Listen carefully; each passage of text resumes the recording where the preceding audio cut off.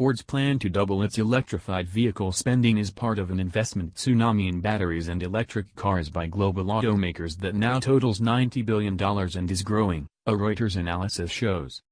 That money is pouring into a tiny sector that amounts to less than 1% of the 90 million vehicles sold each year and where Elon Musk's Tesla, with sales of only 3 models totaling just over 100,000 vehicles in 2017, was a dominant player.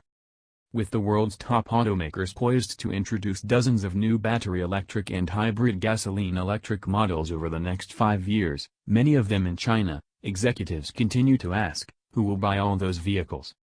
"We're all in," Ford Motor Executive Chairman Bill Ford Jr. said of the company's $11 billion investment, announced on Sunday at the North American International Auto Show in Detroit. "The only question is, will the customers be there with us?" Tesla faces real competition, said Mike Jackson, chief executive of AutoNation, the largest U.S. auto retailing chain.